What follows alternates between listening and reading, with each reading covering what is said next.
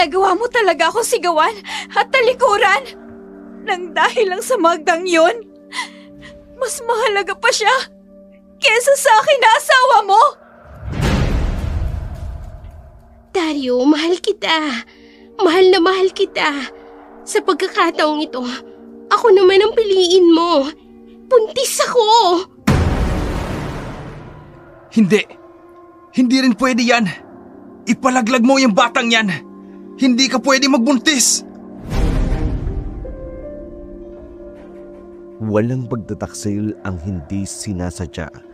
Pero paano kung ang pagtataksil na yun ay matagal nang nakatakda?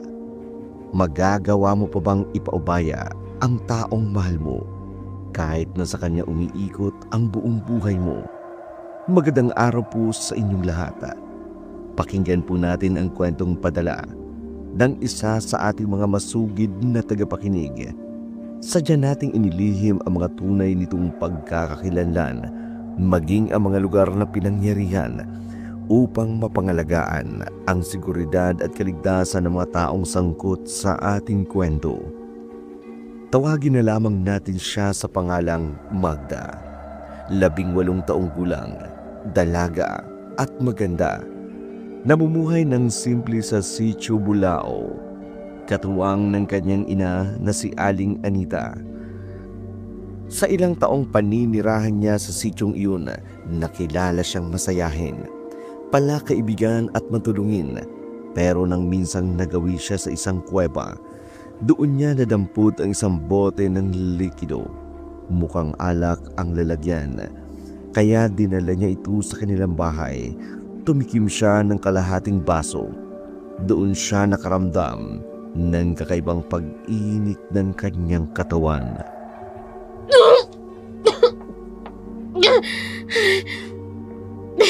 Ang sakit ng tiyan ko. Ano ba yung nainom ko? Lasang alak naman pero biglang pumayat.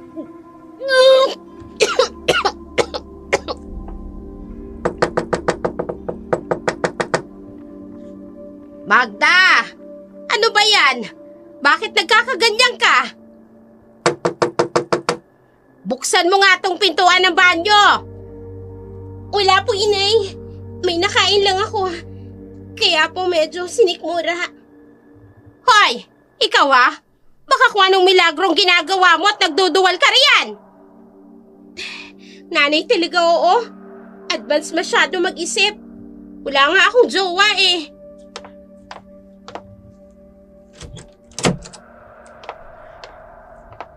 Ay, maganda na yung malinaw.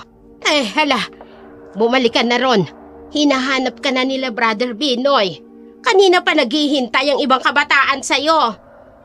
Pakisabi nilang susunod nilang ako sa kanila. Bilisan mo!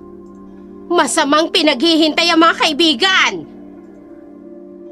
Mga gawain ng mga kabataan sa bahay ni Brother Benoy. Napansin niya ang kakaibang kilos ni Magda. Para itong lasing na wala sa kanyang sarili, kaya hinayaan niya itong magpahinga sa kanyang kwarto. Ilang oras pa ang makalipas nang matapos ang kanilang aktibidad. Pinuntahan saglit ni Brother Benoy si Magda. Nagulat siya. Magulo at nagkalat na ang kanyang mga gamit. Pati ang lumang baul na kanyang pinakaiingatan ay bukas na. Yun pa naman ang bagay na ayaw niyang pakialaman. Hinanap niya si Magda, pero agad itong nakalayo. Nakalabas na kanyang bahay nang hindi niya nalalaman. Simula noon, hindi na kailanman nakihalubilo si Magda sa kahit na kanino. Dumating ang kabilugan ng buwan. Napabalita sa kanilang lugar ang biglaang pagkamatay ng isang matanda sa kanilang lugar. Walang nangahas na alamin ang pangyayari. Tanging si Aling Anita lang ang nag-asikaso ng pagburol nito. Pinadalhan ng sulat ang pamangkin nitong nasa Maynila, si Dario, na ngayon kasal na. Matagal nitong kasintahang si Rowena. Mahal ko, andito na ako. Asawa ko? Nabili mo ba yung piti na pinapabili ko? Oo, andito na sa bag ko. Sandali, kukunin ko. Akin na, dali. Ito naman, sandali lang naman. Yung binili ko kaagad ang hinahanap. Ni halik, wala man lang ako natanggap mula sa'yo. Ay, sorry naman. Ito naman kung makapagtampo.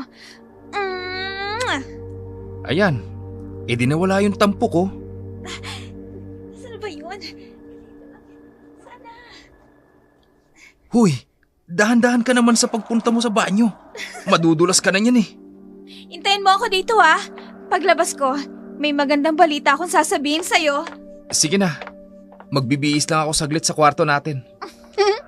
Ito talagang asawa ko. May pagkapabayarin paminsan. Pagpasok ni Dario sa kwarto, nakita niya sa ibabaw ng kanyang drawer ang isang sulat na galing sa tiyahin nito. Binasa niya ang laman, nalungkot sa balitang kanyang natanggap. Namatay na raw ang lola niyang tanging nagbabantay sa kanilang mga ari-arian. Kinakailangan na raw bumalik sa kanilang probinsya para maasikaso ang kanilang mga lupain. Napaisip si Dario kung papayag ba ang kanyang asawa sa magiging desisyon niya. Ilang saglit pa masayang umupo si Rowena sa kanilang kama at iniabot sa asawa ang piting ginamit niya. Asawa ko! Tingnan mo to. Bigla-bigla ka na lang sumusulpot sa tabi ko. Ano ba yan? Tingnan mo. At sabihin mo sa akin kung tama rin bang hinala ko. 2 guhit? Piti mo to, di ba? Oo. Ay, asawa ko, alam mo bang ibig sabihin yan? Buntis ako! Talaga? Kailan pa? Magdadalawang buwan na. Kaya pala madalas ang pagsusuka at pagkahilo ko. Naglilihi na pala ako. Magiging tatay na pala ako! Masasabi ko na talagang isa na tayong pamilya. Bakit biglang nag-iba ang mood mo? Masaya ka ba talaga sa pagbubuntis ko? Oo naman. Sino ba naman ang hindi? Matagal na nating pangarap ito. Kaya lang, may natanggap rin kasi akong masamang balita mula sa probinsya. Nabasa mo na pala ang sulat. Kanina lang dumating yan. Hindi ko binuksan eh. Mukhang importante. Wala namang kaso kahit mabasa mo pa yung sulat. Asawa naman kita. Karapatan mong malaman ng mga bagay na may kinalaman sa akin. Siyempre, bago pa lang tayong nagsasama. Kahit papano, nare-respeto ko pa rin ang privacy mo. Kaya hindi ko pinakialaman yan. Mahal ko, may tanong ako sa'yo. Kung sakali bang sa probinsya na lang tayo maninirahan, papayag ka ba? Aba, oo naman. Yun lang ba ang pinoproblema mo? Talaga? Payag ka? Oo naman. Pag-resign nga sa trabaho, sinunod ko eh. Pag-uwi pa kaya sa probinsya nyo? Naku, napakaswerte ko talaga. Ay, ikaw ang napangasawa ko. Ang swerte ko dahil doon. Hayaan mo, yung negosyo na naipundar natin dito sa Maynila, doon natin mas palalaguin sa probinsya. Oo, at kahit saang lupalo pa ng mundo yan, basta kasama kita, kontento ako. Umabot ng 1 linggo ang preparasyon nila sa kanilang pag-uwi. Bukod sa inasikaso nilang pansamantala na maibilin sa kaanak si Rowena ang kanilang bahay.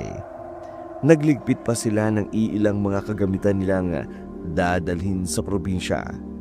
Maayos naman nilang naipalibing ang kanyang lola. Hindi naman gaanong nahirapang makihalubelo si Rowena sa mga kaanak ng asawa. Maliban na lang sa tiyahin nitong nagpadala sa kanila ng sulat, mailap ito't hindi siya gaanong pinapansin. Kaya nga bihira niya itong kausapin.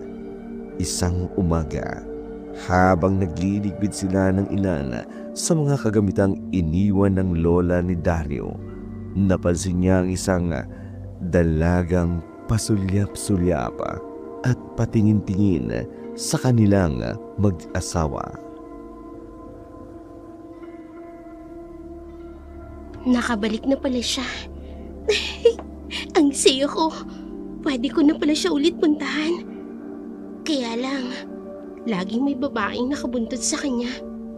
Hindi man lang sila naghihiwalay.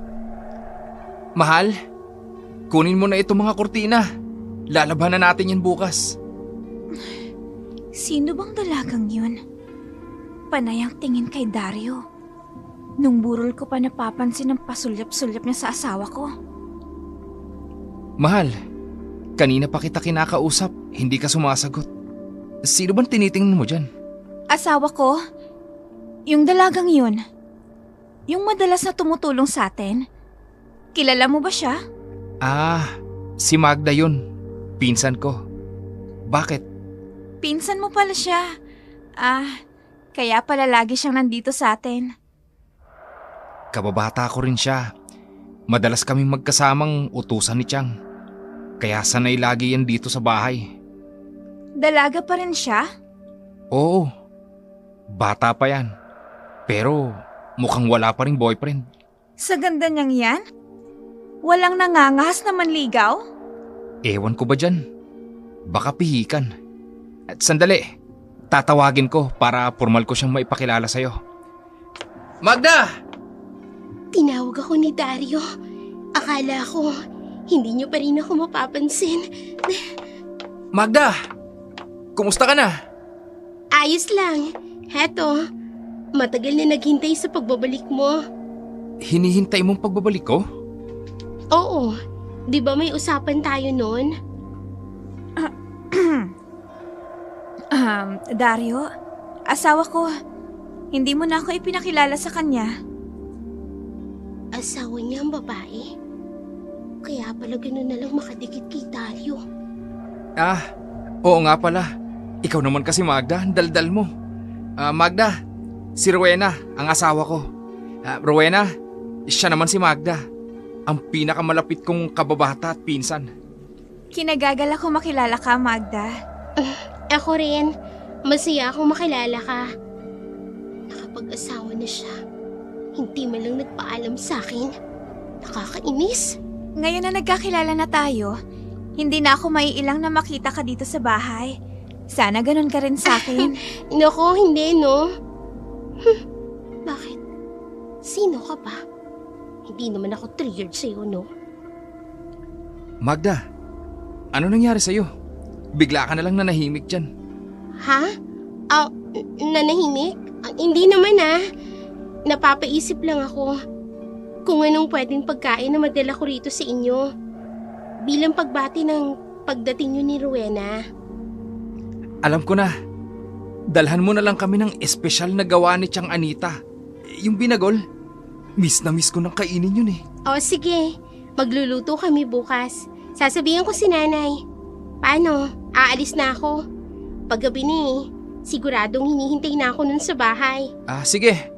Balikan na lang dito kapag gusto mong magpalipas ng oras. Oo, sige. Kaya pala, parang napakabango ng bahay. May kasama na pala siyang babae rito. Natigilan si Rowena sa sinabing iyon ni Dario. Alam niyang hindi katulad ng dati ang kanilang sitwasyon. Pero kung iimbitahan niya si Magda, ay parang wala ito sa kanyang harapan. Sa huli, binaliwala na lamang niya ito. Baka nga nasasabik lang si Dario makita si Magda. Kaya gano'n na lamang ang tinura nito.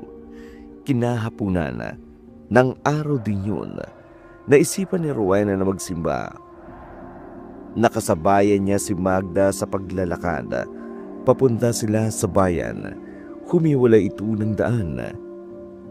May iba raw itong pupuntahan. Nang matapos na ang misa, naiwan siyang mag-isang nakaupo sa loob ng simbahan. Dito na siya nag-usala ng maikli niyang panalangin. Panginoon, salamat po sa biyaya at patnubay sa aming mag-asawa. Naway patuloy mo kaming gabayan sa lahat ng aming ginagawa. Ikaw sana maging sentro ng aming pagsasama. Magandang hapon, Iha. Magandang hapon na rin po sa inyo. Bago ka lang ba rito? Ngayon lang kita nakitang dumalo sa simbahang ito.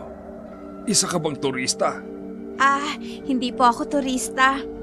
Pero tama po kayo. Bago lang po akong residente sa sityong ito. Masaya akong marinig na nagustuhan mong manirahan dito sa amin. Nako, napakaganda ng lugar na to. Mababait rin ang mga naninirahan dito.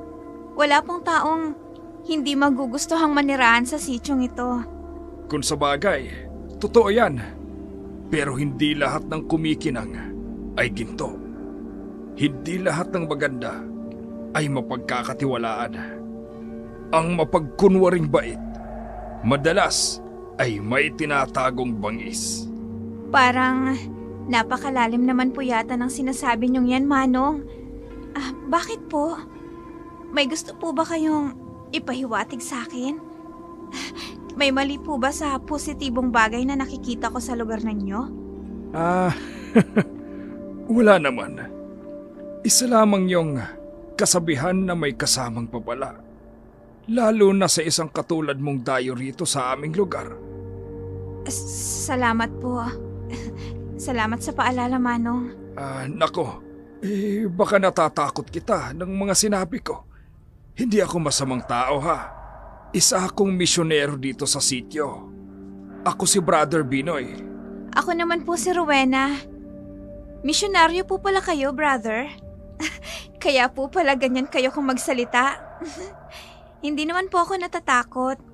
Pero medyo kinakabahan lang po ako sa mga paalala ninyo. Ay, nako. Pasensya ka na ulit, Iha. Matanong ko lang. Huwag ka sanang magagalit, ha? Matagal mo na bang kilala yung dalagang nakasabay mo kanina sa paglalakad? Si Magda po ba yung tinutukoy nyo? Oo, Iha. Kamakailan lang po. Pinsan po kasi siya ng asawa ko. Nagkataon lang po na nakasabayan ko siya sa pagpunta dito sa simbahan. Hindi naman siya pumasok sa loob. Ganun pa. Bakit po? May problema po ba sa kanya? Wala naman. Ang akala ko kasi, wala nang kaibigan at dalagang yan.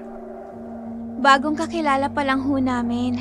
Kaya hindi ko po masasabing magkaibigan na kami. Hayaan mo na siya. Ang mahalaga, ikaw ang nagsimba. Hayaan niyo po. Kapag may pagkakataon, susubukan ko rin po siyang maisama dito. Salamat, Iha. Pero hayaan mo na siya. Hindi mo na maiimbitahang magsimba yun dito. Bueno, papasok na ako sa loob. Baka nakakaabala na ako sa'yo. Sige ho, aalis na rin naman po ako eh. Mamamalengke pa po ako bago umuwi. Mag-iingat ka, Iha. Hindi ka dapat abutin ng gabi sa daan. Buntis ka pa naman. Ho? Paano niyang nalaman ng bagay na yun? Diyos ko, ano bang klaseng mga tao meron sa sityong ito? Sige na, humayo ka na. Gagabihin ka na sa daan. Opo. Natigilan siya sa sinabing iyon ng lalaki. Paano nito na lamang buntis siya? Gayong wala naman siyang nabanggit na kahit na ano tungkol sa kanyang kalagayan. Kakaibang kilabot ang dumaloy sa kanyang katawan. Walang lingon-likod siyang umalis palabas ng simbahan. Hindi niya nais pang magtagpong muli ang kanilang mga mata. Baka kung ano pang maisip niyang masama patungkol rito, lalo pat naalala niya ang mismong babala nito na huwag magpapalinlang sa mga taong mabait kung makitungo. Matapos niyang mamalingke, dumiretso siyang umuwi sa kanilang tahanan, samantala sa bahay na mag-inang Anita at Magda. Nakakainis. Magda! Ano ba yan? Bakit parang nagdadabog ka? Wala po, inay. Wala. halos ibagsak mong pintuan. Pagpasok mo rito sa bahay. Hindi lang po kasi ako makapaniwala sa masamang balita na isinalubong sa akin ni Dario. Masamang balita? May higit pa bang mas masamang balita sa pagkamatay ng lola mo kaysa riyan sa pagdadrama mo patungkol kay Dario? Oo naman, inay. Para namang wala kayong alam. Tumigil ka nga riyan. Kung umasta ka, para kang babaeng nagdadalaga pa lang. Nay, si Dario naman kasi may ibang babaeng pinakasilan. O ano naman ngayon? Nakakaapekto ba yun sa'yo? Pinsan mo si Dario. Dapat maging masaya ka na lang para sa kanya. Dahil nakatagpo na siya ng taong magpapaligaya sa kanya. Hindi pasado para sa akin ang Rowenang yun. Hindi ang tulad niyang nararapat kay Dario. Dapat kasi pinakilatis niya muna sa akin yung babaeng yun. Baka may sikretong tinatago yun. O di kaya naman, may ibang lalaking kinakatagpo. Ay kung ano-ano yung tumatakbo sa isipan mo. Hindi basta magpapakasal si Dario sa kung sino-sinong babae lang. Kaya kahit ano pang sabihin mo, wala ka nang magagawa kung hindi tanggapin ang katotohanan. Kasal na siya sa iba. Basta, kahit kasal na sila, tutol pa rin ako sa pagiging mag-asawa nila. Abay, maghunos dili ka riyan sa sinasabi mo. Mas bata ka kaysa sa pinsan mo. At hindi siya mag-aaksaya ng oras para ipaalam sa'yo kung sino man ang babaeng nagugustuhan niya. Wala kang kinalaman sa buhay niya. Nay, nangako sa akin si Dario na bago siya ikasal, makikilala ko muna yung babae. Dadaan muna sa akin yung babaeng magiging asawa niya. Nangako? Baka naman guni-guni mo lang yung sinasabi mong pangakong yan. Mga bata pa kayo ng panahong yon. Kaya hindi totoong lahat ng napag-usapan ninyo noon. Dala lang yun ang kakulitan mo. Yung pagpayag niya sa pangakong sinasabi mo. Basta, kahit anong sabihin niyo, tutol ako sa pagsasama ni Dario at ng Rowenang yun. Itigil mo nga yung kalokohan mo, Magda. Kung ako sa'yo, humanap ka na ng magiging direksyon ng buhay mo. Kesa naman pinakikialaman mo ang pinsan mo. Kung doon pa nakinig ka na sa lolo mo, di sana hindi ganyan ang kinabagsakan mo. Ang mabuti pa, sumama ka sa akin sa kusina. Balutin mo na yung mga binagol na niluto ko at nang may pakinabang ka. Oo na ho. Wala akong pakialam. Kahit kasal pa sila. Ang kasintahan nga ng iba naaagaw. Asawa pa kaya? Tingnan na lang natin kung may magagawa pa yung babaeng yan kapag nakita ni Dario ang maganda kong katawan. Matindi ang paninibugo ni Magda kay Rowena. Palihim siyang pumunta sa paligid ng bahay ng mag-asawa. Madalas siyang makita ang mag-asawa na nagkakatuwaan sa kanilang pamamahay. Isang gabi, naisipan ni Magda na magdala ng pangako na binagol sa mag-asawa. Dito niya susubukang gawin ang isang bagay na matagal niya ng plano sa pinsan niya. Asawa ko, isasarado ko ng bintana at pintuan natin Sige na, para naman makapagpahinga na tayo ng maaga. Magsasana na sila. Dapat maibigay ko muna itong binagol.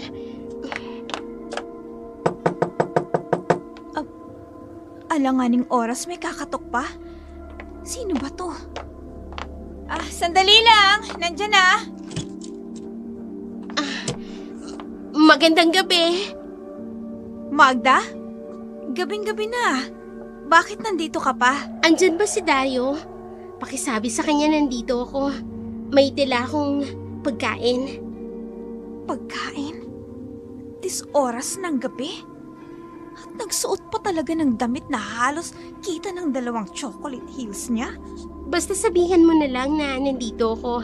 Tsaka yung paborito niyang binagol. Mainit-init pa bagong luto.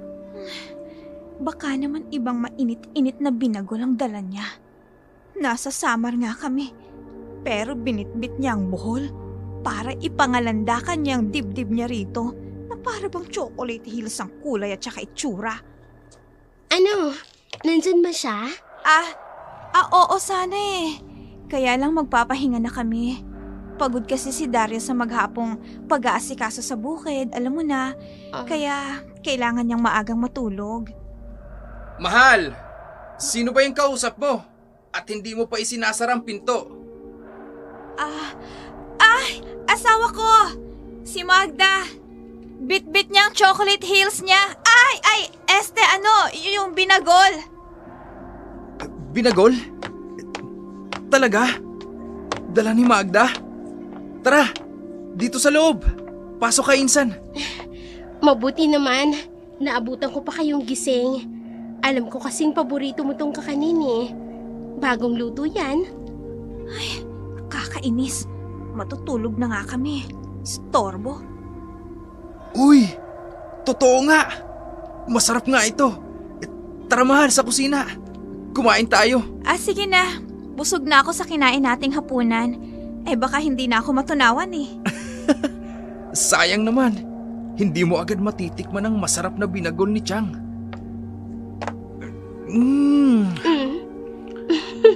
Masarap, diba? Grabe! Ang sarap! Wala talagang kupas ang gawa ni Chang. Magda, malamig na ang gabi oh. Ano bang size ng katawan mo? May mga damit kasi akong pwede kong ibigay sa'yo. Na shawl o jacket na pwede mong isuot. Mahal, tikman mo na lang tong binagol. Huwag mo nang intindihin yun si Magda. Baka lang naman kasi nilalamig siya. Kita na kasi yung burol eh. Yung damit niya kasi. Nag-aalala lang ako sa kanya. Malamig ng hangin oh. Oh, heto. Kainin mo na lang to. Isusubo ko sa'yo. Salamat. Ano ba? Kakainis. Panay ang yugyug ng dibdib niya sa tapat ni Dario. Hindi na nahiya. Si Dario naman, hindi ako tinitingnan. Bulag ba ang lalaking ito? Nangangalay na ako sa ginagawa kong pag-alog sa hinaharap ko. At hindi pa nakontento. Panay talagang yugyug ng dibdib niya. At yumuko pa sa harapan ni Dario? Nananadya pa talagang babaeng to Akala mo, ikaw lang ang may ipapakita. Pwes, ako rin. Sinadya ni Rowena na galawin ang kanyang damit, sabay hawi ng kanyang mahabang buhok sa kanyang likuran. Dito napalingon si Magda sa kanyang puson. Napansin ang bahagyang umbok ng kanyang tiyan. Dito siya bumawi ng kanyang pagkakayuko sa mesa. Rowena, may umbok na yung tiyan mo. Buntis ka ba? Oo. Buntis nga ako. Ha? Ilang buwan na? Mahigit ng 2 buwan. Hindi na pala ako dapat magtagal rito. Magda, pagpasensyahan mo na kung minsan ang misis ko Baka natsitsyempohan mong nagsusuplada. Hindi ako nagsusuplada ha. Dala lang yun ang paglilihi ko. Palusot ka pa mahal. Hayan, kain ka lang para mabusog kayo ng baby natin. O ano Insan, hindi mo man lang ba ako babatiin ng congratulations? Ha? Oo, ang saya naman. Congratulations sa inyong dalawa. Biglang nawala yung ngiti niya nung nalaman niyang buntis ako. Kumain ka rin Magda. Sabayan mo kami. Naku, wag na. Meron namang ganyan sa bahay. Para sa inyo talaga yan. Malalim na rin kasi ang gabi. Ang mabuti pa siguro, uuwi na ako. Nagpunta lang naman ako rito para ihatid yung gusto mo, Dario. Teka lang naman. Uuwi ka na kaagad? Gusto ko pa naman sana makipagkwentuhan sa'yo habang kumakain ito. Ha? Naku naman asawa ko. Gabi na nga, diba? At saka, maaga pang gising mo bukas. Marami ka pang aasikasuin sa taniman. Hayaan mo na siyang umuwi. Oo nga. Tama naman ang asawa mo. Sa ibang araw na lang tayo magkwentuhan. Sige, ikaw ang bahala. Salamat nga pala ulit dito sa dala mong binagol ha. Walang anuman. Good night. Kumain ka lang ng maigi, Dario.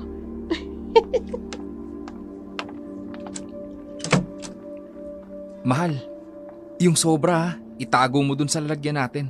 Babaunin ko dun sa bukirin. Sige. Mabuti na lang talaga. Hindi madaling mapalingon ang asawa ko sa magagandang katawan. Baka kung nagkataon, nag-away pa kami ng wala sa oras. Uy, yung kinakain mo mahal hindi nababawasan. Panay lang ang bulong mo dyan. Sige ka, ako kakain yan. Sige, ikaw nang kumain. Makita lang kitang kumakain. Nabubusog na kami ni baby. Bahala ka. Sana, lagi ka lang ganyan. Ako lang lagi ang pinakamagandang babae sa paningin mo. Napawi ang lahat ng pagkabahala ni Rowena sa tinura ni Dario kay Magda. Akala niya ipapatulan nito ang pagpapakyut nito sa kanya. Nainis talaga siya sa ginagawa ng dalaga. Magpinsan sila, pero iba ang atensyong pinupukol ng dalaga sa kanyang asawa. Dito siya nabahala. May tiwala siya kay Dario, pero hindi kay Magda. May kutob siyang may ibang motibo ang dalaga sa kanyang asawa. Yun ang gusto niyang makumpirma. Agad niyang iwinaksi sa isipan na yun. Alam niyang hindi yun makabubuti sa kanyang ipinagbubuntis. Isang gabi, inabot ng alanganing oras sa pag-uwi si Dario galing sa inaasikaso niyang bukirin nang makita ang kumpulan ng mga taong nagkakagulo sa kanyang unahan. Lahat sila'y natakot, nagbulong-bulungan sa bangkay ng isang babaeng kanilang natagpuan. Makita ko, kawawa naman yun. Sabay, tawagin ko na kaya sa daan. Dapat makuha na yan daan. Ano bang pinagkakaguluhan nila? Lahat ng tao nag-uosyoso. Malapitan ko nga. Kawawang babae. Dayo na nga lang siya dito sa lugar. Namatay pa. Magandang gabi po. Ano pong meron at nagkukumpulan kayo rito? May natagpo ang bangkay ng babae sa kakahuyan. Kung hindi pa naaamoy at napuntahan ng alagang aso ng kapitbahay, hindi pa nila malalaman na galing pala sa patay na tao ang masangsang na amoy na umaalingasaw sa kakahuyan. Sino po yung babae? Walang nakakakilala sa babae. Isang dayo. Wala pa kasing gumagalaw sa bangkay. Natatakot silang tingnan ang mukha. Hinihintay pa nila ang pagdating ng mga pulis na tinawagan nila. Kawawang babae. Liblib na lugar na to. Paano siyang mapupunta doon mag-isa? Siguro, tinangay siya papunta doon sa kakahuyang yon. Sino naman po kayong gagawa niyan? Yan ang hindi pa natin alam. May hinala silang kagagawan ito ng aswang. Wakwak ang lamang loob nito. Baka nga buntis ang babae. Kaya nga inatake. Buntis po? Oo. Kaya nga nakakaawa ang nangyari sa kanya. Diyos ko, ang asawa ko. Mag-isa lang siya ngayon dun sa bahay. Baka kung lumabas din siya ng alanganing oras. Teka, taga rito ka din ba? Taga saan ka? Dyan lang naman po ako sa pinakabungad ng Sitio Bulao. Medyo may distansya pa pala ang uuwihan mo. Parang namumukhaan ko ho kayo. Kayo po ba yung misyonary sa simbahan ng Sitio Bulao? Oo, ako si Brother Binoy. Ako naman po si Dario. Ginabi ka na ng uwi Opo. Ngayon lang naman po ako ginabi ng uwi. Nataon lang po na marami akong ginawa sa sinasaka ko. Ay, mag-iingat ka. Marami pa ding umaaligid na masasamang nilalang ngayon. Tignan mong napala ng dayong babaeng yun. Sige, salamat po sa paalala. Papaano po? Mauna na muna po ako. Ay, si Rowena. Nag-aalala ako sa kanya. Nagmamadaling umuwi si Dario sa kanilang tahanan. Bigla siyang kinabahan sa paalala ng taong nakausap niya, hindi patungkol sa kalagayan niya, kundi sa kaligtasan ng kanyang asawa. Mabilis niyang binaybay ang kalsadang daanan pauwi gamit ang di kalakihang flashlight, pati na ang hawak niyang makabang kahoy na umaalalay sa kanyang paghakbang sa mabatong lupa. Mula sa malayo, kita niya ang kanilang bahay. Ano yun? Parang may mabigat na bagay na bumagsak sa bubong namin. Diyos ko, naglalakad-lakad siya sa bubungan namin. At wala siyang pakialam kahit na naririnig kong paghakbang niya. Ang lakas ng loob niyang takutin ako. Teka, hindi boses ng tao yun ah. Parang ungol at hindi basta ungol lang ng isang hayop. Parang isang...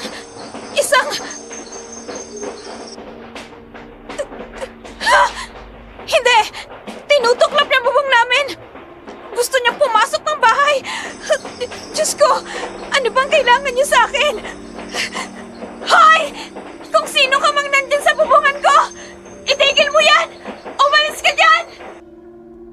Mula sa malayo'y aninag niya na ang liwanag ng buwan ng maitim na anyo ng nilalang na walang pakundangang naglakad sa kanilang bubungan. Lalo tuloy siyang nagmadaling tumakbo. Siguradong natatakot na ang buntis na asawa niya, lalo na sa loob ng bahay. Rinig niya ang walang humpay nitong pagsigaw. Rowena, andyan na ako. Huwag kang lalabas ng bahay. Buwisit. Ngayon pa talaga humina ang flashlight ko. Hindi ko tuloy mailawan ang bubong namin. Ay, Diyos ko. Kahit sa malayo, naririnig ko nila lang sa ibabaw ng bubungan namin.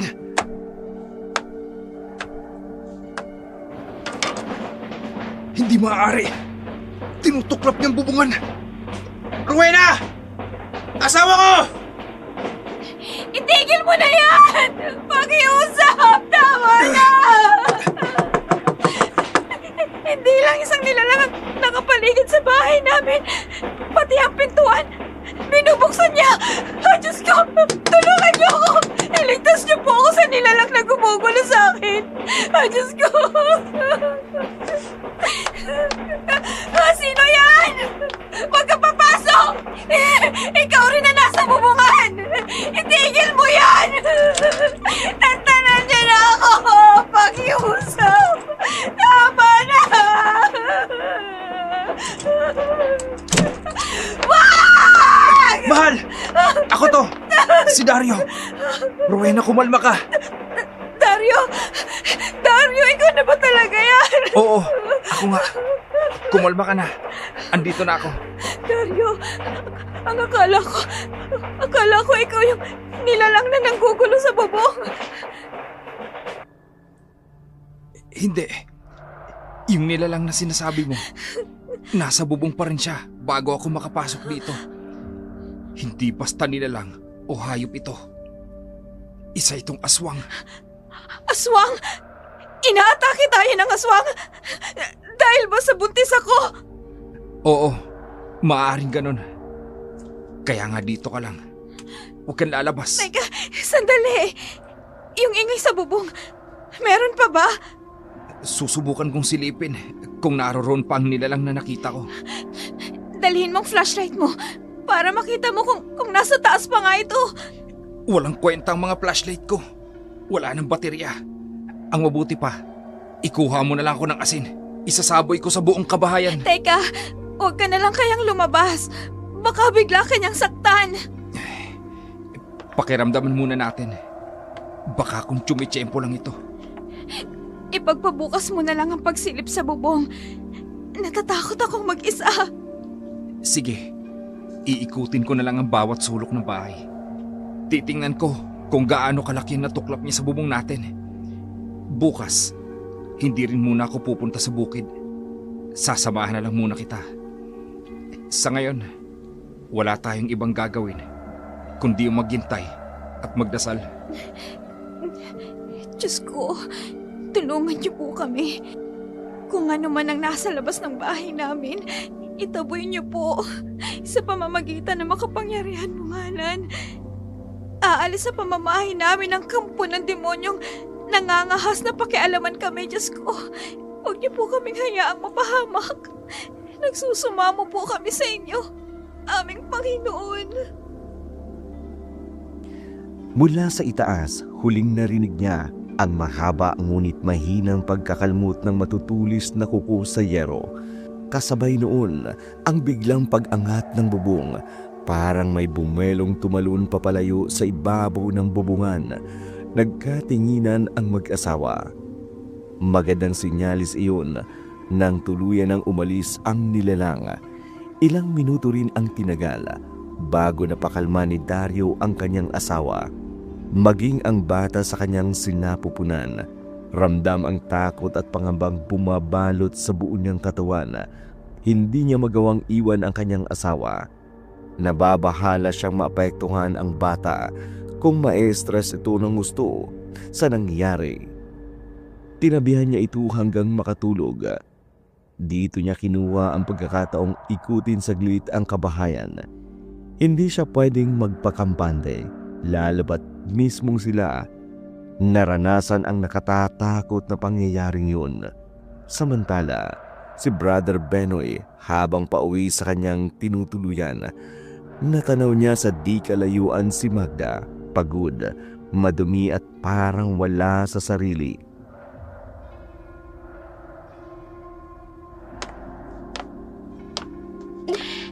Ang sakit ng buong katawan ko. Parang naubos ang lakas ko, ha? Teka, si Magda ba yun? Anong ginagawa ng dalagang ito sa kalagitnaan ng gabi sa kalsada? Parang nangihina siya. Malapitan ko nga. Kailangan makabalik na ako sa bahay. Hindi pwedeng may makakita sa akin sa ganitong sitwasyon. Baka kung pagdudahin ako. Magda! Ayos ka lang pa? Sino? Ano bang nangyayari sa iyo? Bakit hinang-hina ka na naman? Ayos lang ako. Huwag mo akong intindihin. Ayos ka lang. Tapos, ganyan ang itsura mo. Halika nga. Ihahatid na kita sa bahay ninyo. Huwag na. Itiwan mo ako. Huwag mo akong hawakan. Kaya ko ang sarili ko. Hindi ko kailangan ng tulong mo. Eh, tumigil ka nga. Ni hindi ka na nga makatayo ng tuwid. Ano ba kasing nangyari sa'yo? At parang pagod na pagod Wala ka. kang pakialam. Saan ka nga nagpunta? At anong ginawa mo para manghina ka na ganyan? Bakit ba ang dami mong tanong? Nag-aalala lamang ako sa iyo. Gusto lang kitang tulungan. Pues hindi ko kailangan ng tulong mo. Wala ka ring karapatan na panghimasukan ng personal na lakad ko. Bitiwan mo, sabi ako! May itatanong lang ako sa iyo, Magda. Magsabi ka sa akin ng totoo. May pinakialaman ka ba sa gamit ko noon nang minsang pinatuloy kita sa kwarto ko? Wala, no. Ano naman ang mapapakinabangan ko sa mga antigo mong mga gamit ni hindi na mapapakinabangan ang laman ng kwarto mo? Naging kakaiba ang mga kinikilos mo mula nung araw na nagawi ka sa tinutuluyan ko. Parang hindi na ikaw ang dating Magdang nakilala ko. Wala nga akong pakialam sa mga gamit mo. Bakit ba ang kulit mo? Hindi naman kita pinakikialaman sa mga ginagawa mo. Kaya wag mo rin akong panghihimasukan. Diyan ka na. Wala akong gana makipag-usap sa'yo. Gusto ko na makauwi. Marami pa akong kailangan gawin. Ay, saan ko ngayon hahanapin yun? Hindi pwedeng mapunta sa masamang tao ang bagay na yun. Ikapapahamak niya ang paggamit sa libro kong yun. Pati na ang sumpang binhing pinakatatago ko. Kapag tuluyan niyang tinanggap ito, buong buhay niyang daranasin ang pagiging halimaw. Ganun ba kahalaga ang bagay na yun? Para kulitin niya ako ng ganito. Pero hindi ko ito ibabalik hanggat hindi ko nakukuha ang bagay na pinakagusto ko. Napatigil si Benoist na sundan ang dalaga. Umiwas siyang manghinala ito. Napatuloy niyang minamanmanan ang mga kilos nito. Agad siyang umuwi sa kanyang tinutuluyan. Kailangan niyang magkaisip ng paraan para mabawi ang bagay na yun sa dalaga. Kinaumagahan. Sa bahay ng mag-asawang Dario at Rowena, nilibot ang mag-asawa ang paligid sa kanilang kabahayan. Dito nila nakita ang pinsalang ginawa ng nilalang sa kanilang bubungan. Puno ng kalmot ang bubungan. Tanggal ang ilan sa mga bahagi ng kesaming kahoy mula sa pagkakapako nito. Sa itsura pa lamang, halatang sinadya itong pasukin ang loob. Hindi na tuloy maiwasan ni Rowena ang kabahan. Sigurado siya ang target ng aswang na yun. Nakakainis. Grabing pirwisyon dulot ng aswang na yun. Ano nang gagawin natin? Baka naman, balikan na naman tayo mamayang gabi. Subukan lang niya. Ipakakain ko talaga sa kanya ang bagong ani kong mga bawang. Mamaya, pupunta ako ng bayan.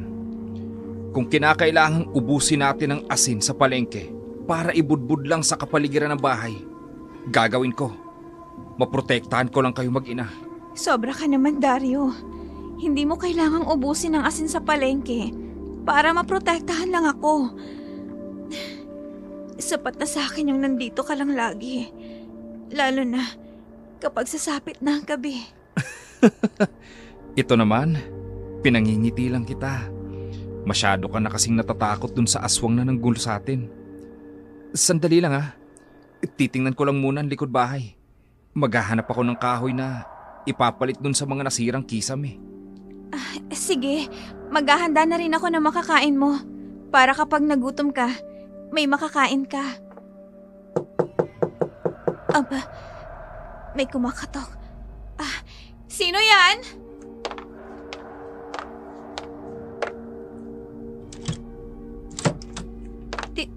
Tia Anita? Bakit po kayo nandito? Napasugod po kayo. Nandyan ba si Dario? Opo. Hindi siya pumunta sa bukid.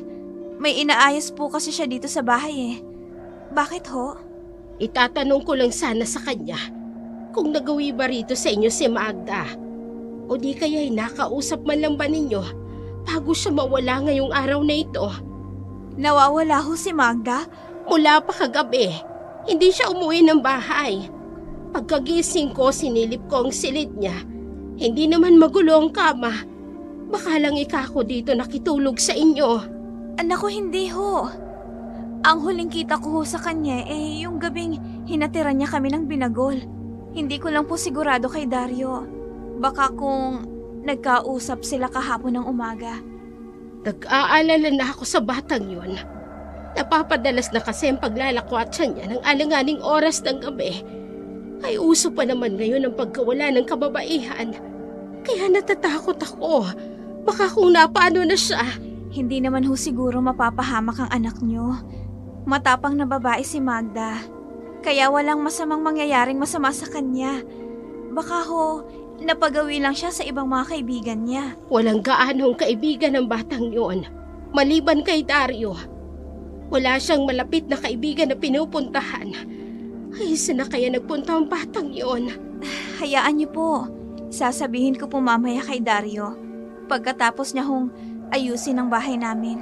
Ay kung sakasakali na magkaoras siya, tulungan niya sana akong hanapin si Magda. Sige ho, Tia. Sasabihan ko po si Dario. Puntahan niya na lang ako sa bahay. Kapag nasabihan mo na ha, salamat. Ay papano, maiwan na kita, Rowena. Mamaya ko na lang sa kanya sasabihin. Baka makaistorbo lang ako sa paggawa niya ng mga sira dito sa bahay. Makakapaghintay naman yata yun si Tia. Mahal ko, pakiabot nga yung tools ko sa lagayan ko. May nakalimutan kasi akong dalhin. Sige, nandyan na! Inabot na rin na maghapon si Dario matapos ayusin ang mga kukumpunihing sira ng kanilang bahay. Kaya halos nakalimutan na ni Rowena ang banggitin sa asawa ang patungkol sa pagkawala ni Magda. Kaya nang sumaglit si Dario sa palengke para makapamili ng pagkain nila, nakasalubong niya ang tiyahin nito. Dito nabanggit dito ang insidenteng nangyari kay Magda. Nagtatampong umuwi si Dario sa kanila. Pasudyang tinanong si Rowena.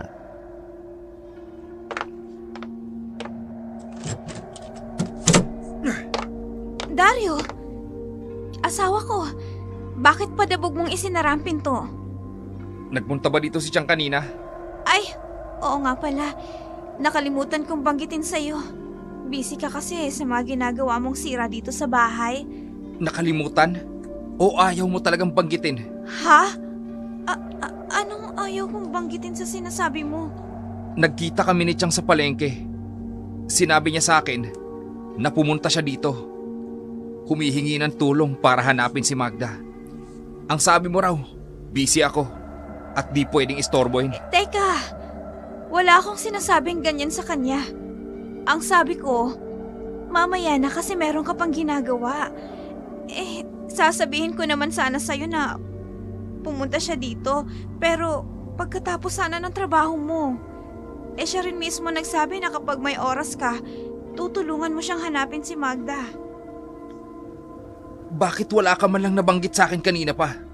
Sinasadya mo bang hindi ipaalam sa akin yun? Sinabi ko naman sa'yo diba kanina?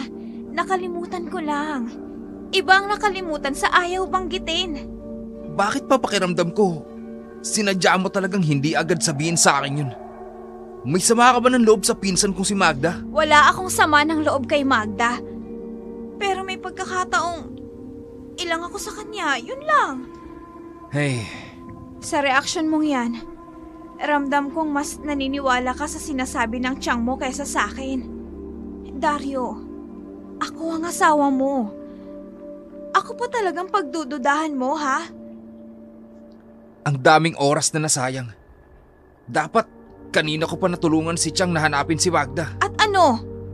Iiwan mo ko nitong mag-isa dito sa bahay? Na magulo at sira pang bahay? Nag-iisip ka ba naman, ha? Tama naman siguro ang desisyon kong tapusin mo munang kumpunihin dito kesa hanapin ang pinsan mo. Makakapag-intay naman ang tiyang mo sa'yo. Pwes, hindi makakapaghintay ang mga oras na nasayang sa pagkawala ni Magda. Paano kung sa ginawa mong to, napahamak na siya ng tuluyan? Maibabalik mo pa ba ang mga nasayang na oras na nagawa ko na siyang mailigtas sana? Dario naman. Hinding-hindi mo na maibabalik ang buhay ni Magda kapag tuluyang napahamak siya. Kung sinabi mo agad sa akin to kanina, sana hindi ako ngayon nagagalit ng ganito. Dario! Nagawa niya talaga akong sigawan at talikuran. Nang dahil lang sa Magdang yun. Mas mahalaga ba siya sa akin? Kesa sa akin na asawa niya. Nakalimutan pa niyang buntis ako. Labis ang hinagpis sa puso ni Rowena. Wala talaga siyang intensyong kaligtaan na sabihin ang lahat kay Dario. May hinala siyang kagagawa ng tiyahin nito na pag-awayin silang mag-asawa. Walang imikang kumain ang mag-asawa sa hapagkainan. Palihim naman niyang pinagmamasdan si Dario. Hinihintay na gumawa ito ng paraan para sila magkaayos. Pero matapos nitong kumain, dumiretso si Dario sa maliit na bodega. Agad na inasikaso ang mga dadaling gamit para sa bukid kinabukasan. Pagkatapos dumiretso na ito sa silid para magpahinga. Naiwang mag-isa si Rowena sa kusina. Mag-isang nag-imis ng kanyang pinagkainan. Sumunod siya sa kwarto. Nakita niyang nakatalikod itong natutulog sa kanilang kama. Tumabi siya rito. Pinikit ang mga mata. Hinintay niya kung haharap ito sa kanya, pero nabigo siya. Di niya namamalayang nakaidlip na siya. Pagdilat ng kanyang mga matay, wala na si Dario sa kanyang tabi. Bumangon siya. Hinanap ang asawa. Wala ito sa buong kabahayan. Walang paalam itong umalis. Nagdesisyong hanapin ang nawawalang si Magda.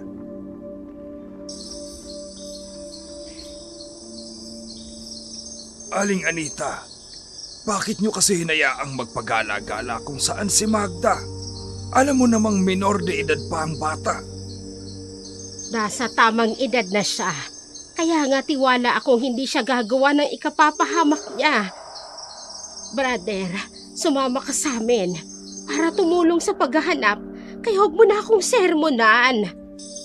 Baka lang kasi may ginawa si Magda na nagtutulak sa kanyang kumilos ng kakaiba. Masama kasi ang kutob ko. Itigil mo ang paghihinala mo ng masama. Hindi kanya ng anak ko. Tama na yan. Hanapin na lang natin siya. Walang maidudulot ang pagtatalo ninyo sa paghahanap kay Magda. Ay, Magda anak, nasan ka na ba talaga? Chang, kalma lang. Makikita rin natin siya. Pasensya na Dario, kung naabala kita ha. Wala po yun, Chang. Tutulong naman po talaga ako. Kahit anumang oras. Salamat. Kung wala kayo, hindi ko na talaga alam ang gagawin ko, Dario. Chang, ang mabuti pa, umuwi na kayo sa bahay niyo. Kahapon pa po kayo naghahanap. Alam kong pagod na rin po kayo. Kami na lang pong bahalang maghanap kay Magda. Iuuwi ko po siya kaagad sa inyo kapag nakita ko na po siya. Pero paano ka? Katuwang ko naman po si Brother Binoy. Ayos lang po ako. Mas bata at mas malakas naman po kami kesa sa inyo. Magpahinga na lang po kayo sa bahay ninyo. Susubukan kong daan ng mga dating lugar na madalas namin puntahan noon. Ay sige, ikaw ang bahala.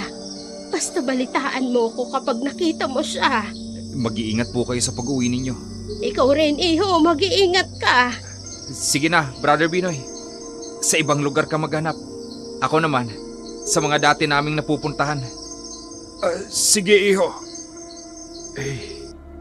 Sana nga ako ang makakita sa kanya para makumpirma ko nga yung mga hinala ko sa kanya.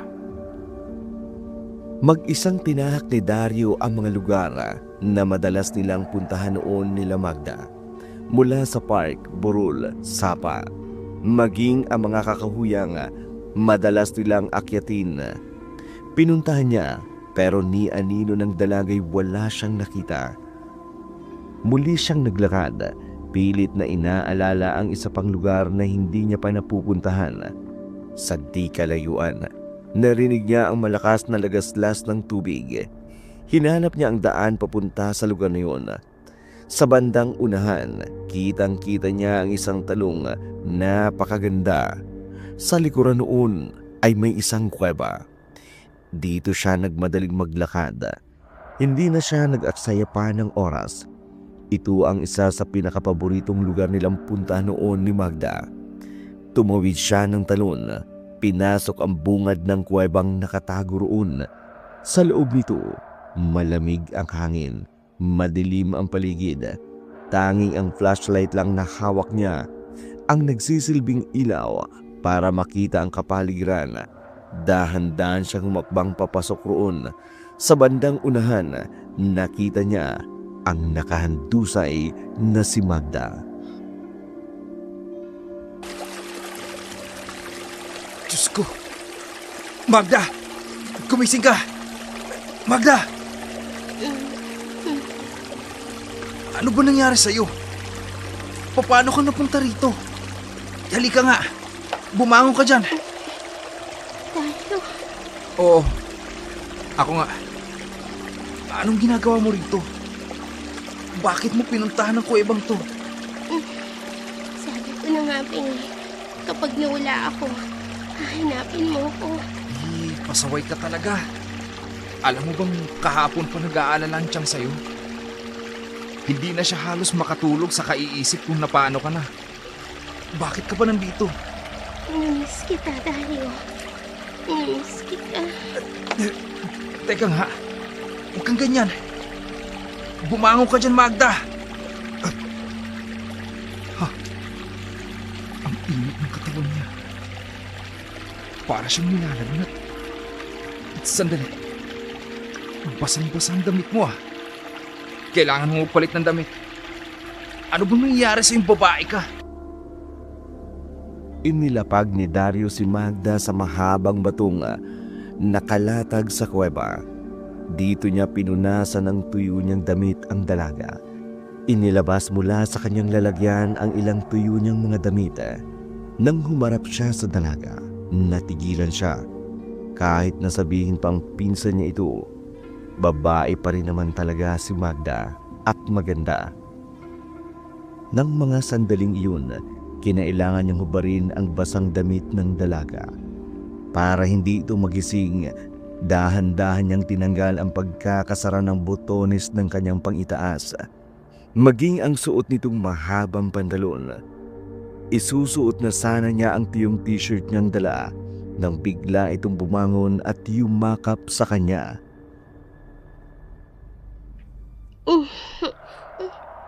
Magda, sandali. Huwag kang yumakap sa akin. Binibihisan pa kita. Nilalamig ako. Gusto kong tumabi sa'yo. Talagang lalamigin ka kung hindi mo isusuot ang damit ko. Basang-basa ka kanina pa. At kung hindi kita bibihisan, lalong tataas ang lagnat mo. Hindi naman ako nilalagnat. Ayos lang ako. Tumigil ka nga dyan. Anong hindi ka nilalagnat? Ang init ng katawan mo. Kung hindi ka susunod sa akin, lalong lalala ang sakit mo. Wala akong sakit. Pero itong puso ko, ito yung sobrang sakit, Dario. Dario. Magda naman eh. Sabi nang huwag mo sabi akong yayakapin. Matutumba tayo sa ginagawa mo. Dario, hindi mo ba nararamdaman ang pintig ng puso ko? Ang init ng pagmamahal na pinapadarama ko sa mga yakap ko. Dario, gusto kita. Mahal kita. At gagawin ko ang lahat para mahalin mo ako. Talagang nilalagnat ka na. Wala ka na sa sarili mong katinuan. Bitiwan mo na ako, Magda. Mali itong ginagawa mo. Dario! Hindi! Matutumba tayo! Dario, nasalo mo ko. Ayos ka lang ba? Nasaktan ka ba? Tumayo ka na sa pagkakadagan mo sa akin. Kailangan mo na magbihis. Dario. Ano ba naman to? Ang lakas ng kabog ng dibdib ko. Bigla akong kinabahan sa nakakapang-akit na kilos ni Magda. Patawarin mo ako, Dario. Pero sa pagkakataong ito, hindi ko napipigilan pang ang sarili ko. Mahal kita. Mahal na mahal kita, Dario. Magda! Hindi natanggihan ni Dario ang pang-aakit na ginawa sa kanya ni Magda. Kahit anong gawin niyang pagpigil sa kanyang sarili, nanaig pa rin ang likas sa pagtugon ng isang lalaki sa halik ng isang babae. Nakalimot siya ng tuluyan na angkin ang dalaga. Nakatulugan na lamang nila hanggang kinaumagahan ang pinagsaluhan nilang dalawa. Nang magising sila, nagsimulang mahiya si Dario sa dalaga. Alam kasi niyang mali ang bagay na namagitan sa kanila. Kaya hindi niya ito inimikan hanggang sa maihatid niya ito sa bahay ng tiyahin. Dumiretso naman si Dario sa bukid. Ibinaling sa bukid ang tensyong nadarama mula pa kanina. Samantala, si Magda naman ay hindi mapakali sa kanyang kwarto. Masayang ninanamnam ang pinagsaluang sandali nila ni Dario. Napakasaya ko. Gusto rin pala ako ni Dario. Ngayong may nangyari na sa amin, magkakaroon na ako ng dahilan para palagi siyang makita at mapuntahan. Magda! Anak! Lumabas ka nga riyan. Pag-asikaso ka naman rito sa bahay. Ayusin mo ang kalat na iniwan mo! Magda! Nakakainis. Panira talaga ng moment. Ano ho? Ano? Hindi ka kikilos? Magkukulong ka na dyan sa kwarto mo. Matapos mong gumala, hihilata ka riyan. Ayoko nga. Pagod ako. Hindi mo ko pwedeng istorbohin. Ikaw ang nakakakita. Di ikaw ang gumawa. Anong sinabi mo? Ako pa talaga na nanay mo ang uutusan mo. Hoy, Magda! Naririnig mo ba yung sarili mo? Anong nakain mo? Sasagot-sagutin mo ako ng ganyan. Kaya nga ba ayoko nang umuwi rito eh. Napapagod ako sa kauutos ninyo. Ano bang nangyayari sa'yo? Mula nang nawala ka, naging ganyan ka nakabastos. Pagsabi ka nga sa akin, anong ginawa mo sa 2 gabing nawala ka? Wala kang dapat na malaman sa mga nangyari sa akin. Talagang nakikipagmatigasan ka sa akin. O halika rito, tuturuan kita ng leksyon. Hindi ako papayag na basta mo na lang ako baliwalain. Halika! Bitiwan niyo sabi ako eh. Hindi ako susunod sa'yo. Hindi na ako ang dating Magda. Magtigil ka! Hindi kita pinalaki ng ganyan. Kaya huwag mo akong pagtataasan ng boses! Ayaw mo talaga akong bitawan ha? Ayaw mo! Ay Diyos ko, ang mga mata ng anak ko namumulat. Parang handa akong sagpagin. Ayokong saktan ka. Pero mapipilitan akong gawin yon kung patuloy mo akong kakalit ka rin.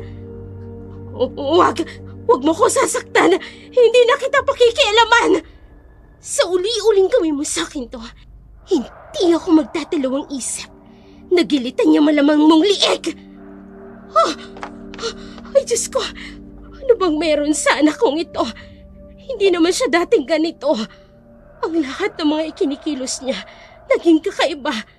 Saan niya nakuhang nakatatakot yung mga tingin? Ayokong ipakita sa iyo ang nakakatakot kong anyo para hindi mo maranasan ang galit ko. Kailangan mong sumunod sa lahat ng sasabihin ko. Naiintindihan mo ba? Oo, anak. Kung yan ang gusto mo, gagawin ko ang lahat ng sinasabi mo. Sa takot niyang makita ang pagbabanta ni Magda, naging maingat at iwas si Anita sa lahat ng ginagawa ng kanyang anak.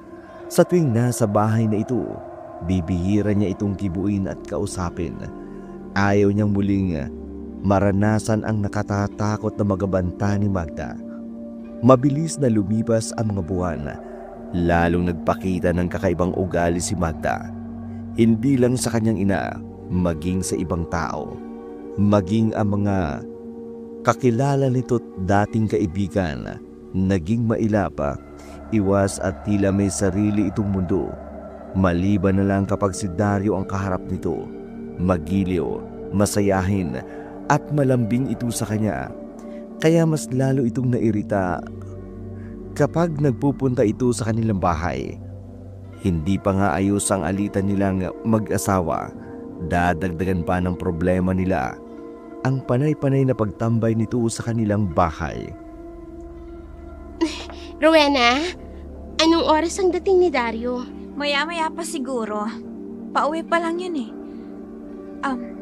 Magda, wala ka bang ibang gagawin? Bakit ba lagi ka na lang nandito sa bahay namin? Wala. Marami naman akong bakanting oras. Hihintayin ko ang pagdating ni Dario. Hindi na talaga ako komportable sa ginagawa ng babaeng to ah. Hindi ako papayag.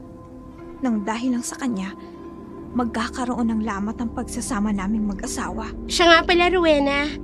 May dala akong paboritong pagkain ni Dario. Mamaya mo yun ihain pagdating niya. Sigurado akong kakainin niya yun. Matanong lang kita, Magda. Alam ba ng nanay mo yung ginagawa mo? Wala siyang alam. Pero hindi niya ako pwedeng pakialaman. Kaya huwag mo kong intindihin. Gawin mo lang ang trabaho mo rito sa bahay niyo. Excuse me, Magda. Alam mo naman siguro kung sino ko, no? At sa kung sino ka rin sa pamamahay na to. Ayokong masaktan ka sa sasabihin ko pero hindi naman yata tamang pumunta ang isang dalagang katulad mo sa pamamahay ng lalaking may asawa na. Excuse me rin, Rowena. Gusto ko lang ding ipaalam sa'yo na matagal na kami magkasama ni Dario. Bago ka pa niya nakilala at maging asawa. Kaya kung ipapaliwanag mo sa akin kung sinong may mas karapatan sa ating dalawa, ako yon. Mula pagkabata, sanggang dikit na kami. Alam mo ba, lahat ng bagay ng tungkol sa kanya, alam ko yon. Ultimo amoy ng utot niya kabisado ko. Kaya pwede ba, huwag mo kong sisitahin sa ginagawa ko. Dahil hindi mo ko basta mapapaalis rito. Lalo na ng ego mo. So anong gusto mong tumbukin? Na may karapatan ka ngayon sa asawa ko? At hindi kita pwedeng pagsabihan? Magda, hindi na ako komportable sa pagdikit-dikit mo sa asawa ko. At ayokong isipin na nilalandi mo siya at lalo't magpinsan kayo. Hindi lang ako basta pinsan lang ni Dario. Kaya kong ipagduldulan niyang salitang yan sa mukha mo. Anong sabi mo, ha?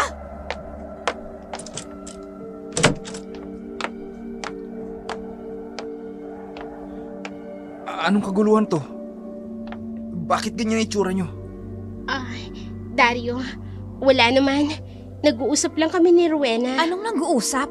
Bakit maglilihim pa tayo sa asawa ko?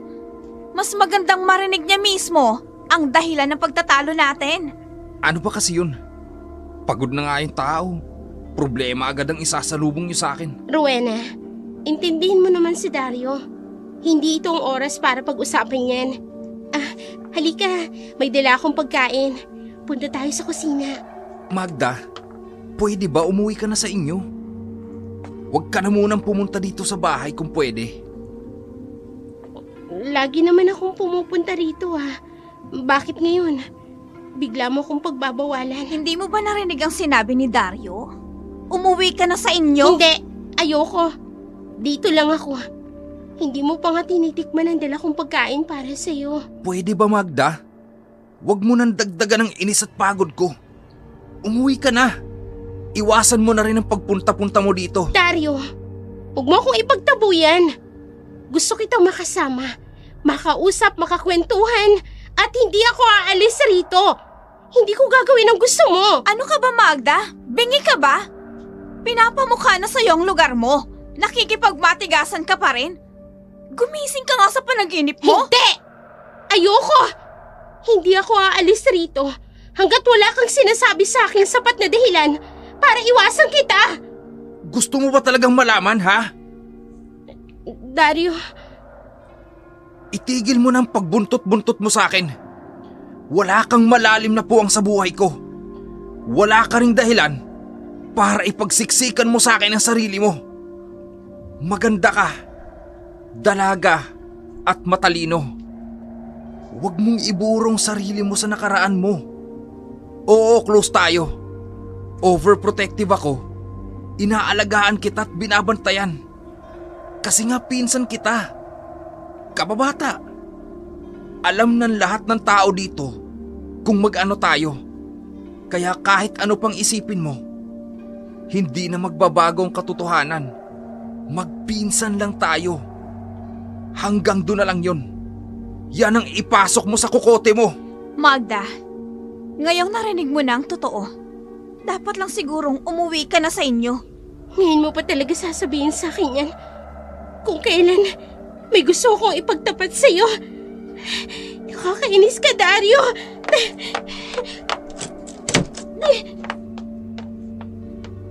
Mabuti naman at napagsabihan mong pinsan mo.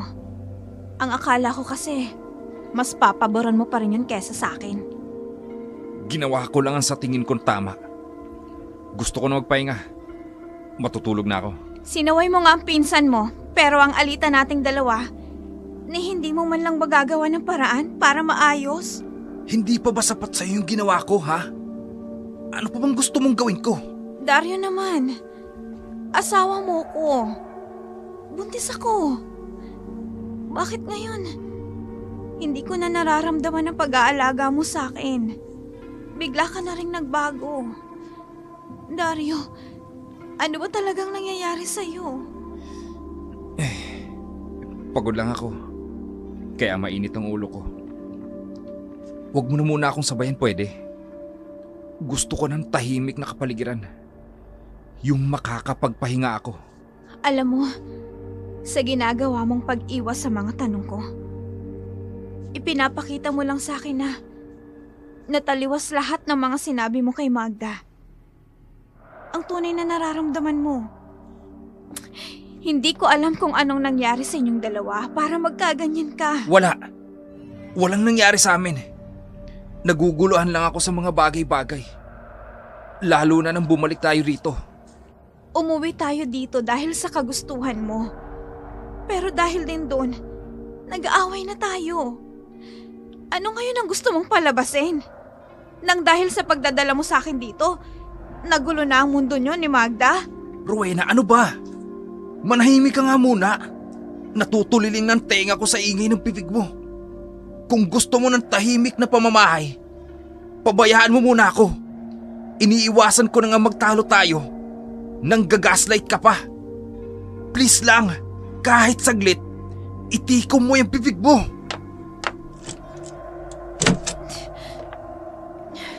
Sa mga nakikita ko sa kanya, hindi totoong mga sinabi niyang walang nangyari sa kanila ni Magda. Kaya niya pinagtabuyan ng pinsan niya. Dahil may mas matindi siyang dahilan kung bakit siya nagkakaganyan. Sana lang mali ang hinala ko. Sana lang talaga nagkakamali ako ng kutob ko sa kanilang dalawa. Hindi pinatulog si Rowena sa muling pagtatalo nilang mag-asawa. Magkahiwalay sila ng tulugan. Siya sa kwarto, habang sa salas naman si Dario. Maaga nitong inayos ang kanyang mga gamit at umalis ng madaling araw. Rinig ni Rowena mula sa kwarto ang pagsara ng kanilang pintuan. Dito nakaramdam ng bigat ng katawan si Rowena. Habang tumatagal, mas lalong lumalala ang alitan nilang dalawa. Samantala, si Magda, bumalik siya sa kuwebang minsan niyang tinuluyan. Masama ang loob nito sa mga sinabing iyon ni Dario. Hindi ito umuwi sa kanilang bahay. Gusto niyang magkausap silang muli ni Dario. Madaling araw noon, inabangan niya si Dario papunta sa kanyang bukirin. Nang makita niya itong naglalakad, agad niya itong pinuntahan. Dario, Anong ginagawa mo rito? Ang aga-aga nasa galaan ka?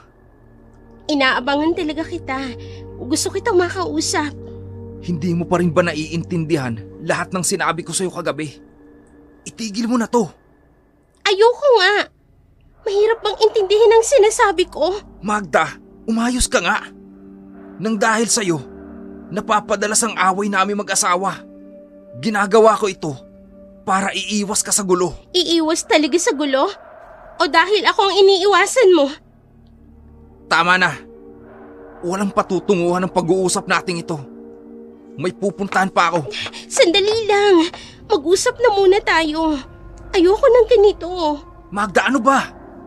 Bakit bang kulit mo? Ang tigas-tigas ng ulo mo. Huwag mo nang ipagpipilitan pang sarili mong magkakatuluyan tayo. Hindi nga pwede. Kaya ba iniwan mo ko rito? Dahil sa unang kasalanang nagawa natin? At ngayon, pangalawang beses nang may nangyari sa atin. Iiwasan mo na naman ako. Dario naman, ikaw lang ang tanging lalaking kumalaw sa akin. Bakit hindi mo ako magawang panagutan?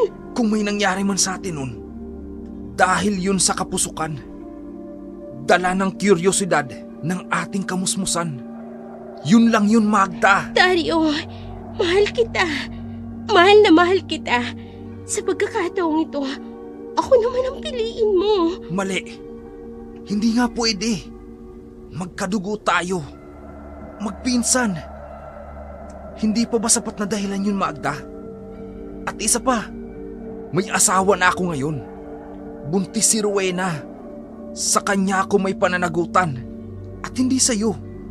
Hindi kita pwedeng piliin. Dahil wala akong dapat na panagutan sa'yo. Paano kung sabihin ko sa'yo na buntis din ako, na nagbungang namagitan sa ating dalawa noon? Pipiliin mo na ba ako? Pananagutan mo na rin ba ako? Ano? Dario, buntis ako. Hindi ba yun lang naman ang kailangan mo? May sapat na akong dahilan para panagutan mo ko. Hindi. Hindi rin pwede yan. Ipalaglag mo yung batang yan. Hindi ka pwede magbuntis. Anong sabi mo? Dario, anak mo ang batang ito. Tapos ipapalaglag ko? Hindi ako papayag. Lalong hindi ako papayag na tuluyang maghiwalay kami ni Rowena. Dahil sa'yo at dahil lang sa batang yan. Hindi! Anak ko to. Anak nating dalawa. Hindi mo man lang ito aakuin? Ako ang magpapalaki sa kanya, pero hindi ako papayag na papatayin mong kaisa-isang anak ko sa'yo. Walang dapat na makaalam ng tungkol sa bagay na to. Ipapalaglag mo yan sa ayaw mo man o sa gusto. Ano ba? Dario, bitiwan mo ko. Huwag mo kong saktan. Hindi mo magugustuhan ang makikita mo sa akin kapag itinuloy mo yung binabalak mo. Sasama ka sa akin. Hahanap tayo ng taong magtatanggal sa batang yan. Ano ba? Hindi siya pwedeng mabuhay sa mundong ito. Mas lalong hindi ako papayag. Bitiwan mo ko. Bubuhayin ko ang bata. Ano ba? Huwag ka nang makipagmatigasan. Hindi mangyayari ang sinasabi mo.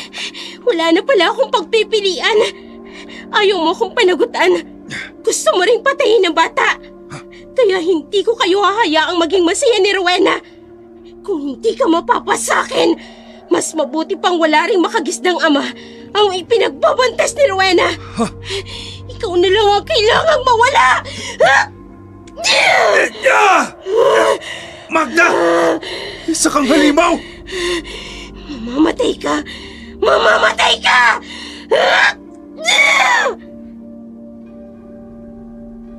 Dala ng galit ni Magda.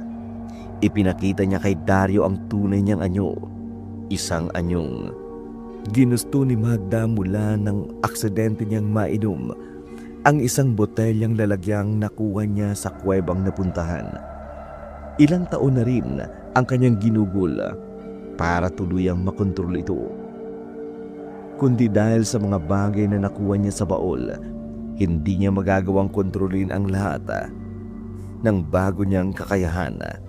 Kasabay ng mahinang pakiusap ni Dario, nakaawaan siya. Ang pag-aalingaw-ngaw sa Sitio Bulao, nang malakas niyang pagsigaw, ang matinding galit at hinagpis na ginawa nito kay Dario.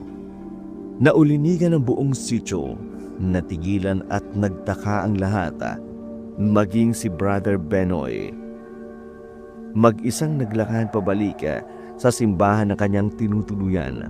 Maya't maya pa'y isang kaluskos sa halamanan ang kanyang napansin. Nilapitan, sinilip niya ito. Bigla siyang napaatras nang tumambad sa kanyang harapan ang papalapit na isang malaking baboy ramo.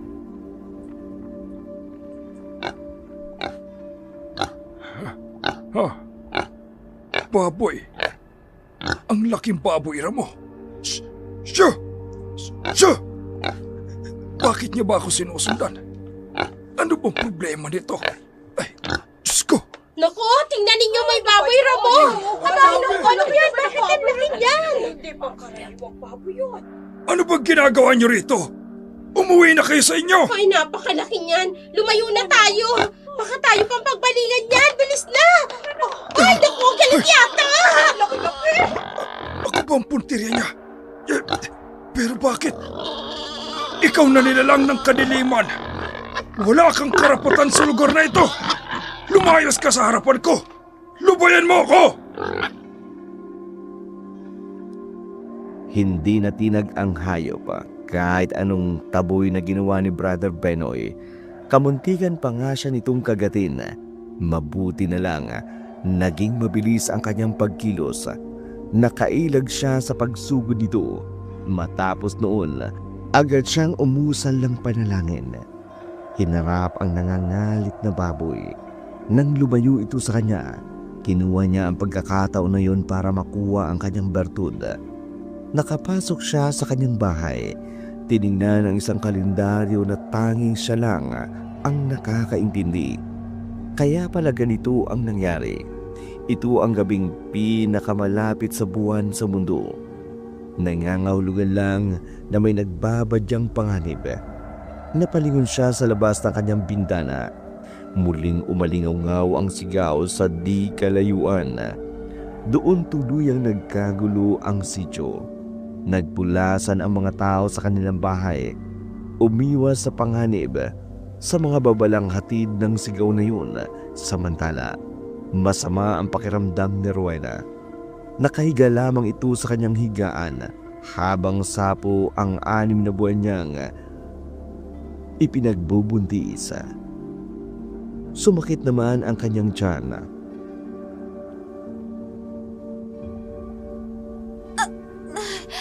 Aray, bakit ganito? Ang tiyan ko parang naninigas sa sakit. Aray, baby ko, ano bang problema mo? Bakit ka ba nagkakaganyan? Aray.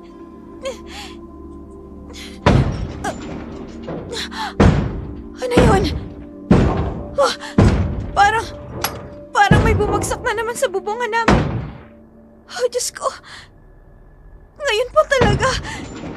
Kung kailan hindi ako makakilos ng maayos. Dario, umuwi ka na. Sa pagkakataong ito, kalimutan mo munang tampuhan natin. Aray. Ano yun?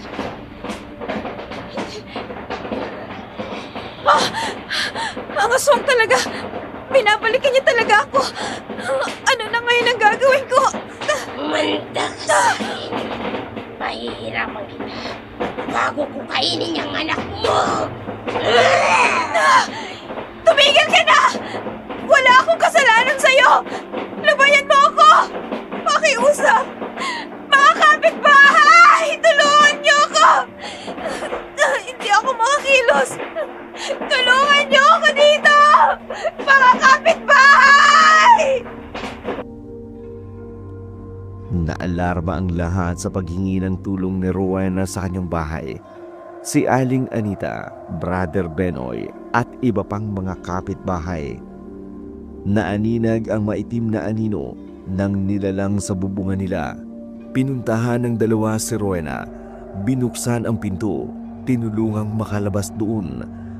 Ang ibang kapitbahay naman, pilit na itinataboy ang aswang, papalayo ang tatlo nang muli nilang marinig ang malakas na ugik ng baboy ramo sa tabi ng kakahuyan. Sumigaw si Aling Anita. Sinabihan ang lahat na huwag makialam.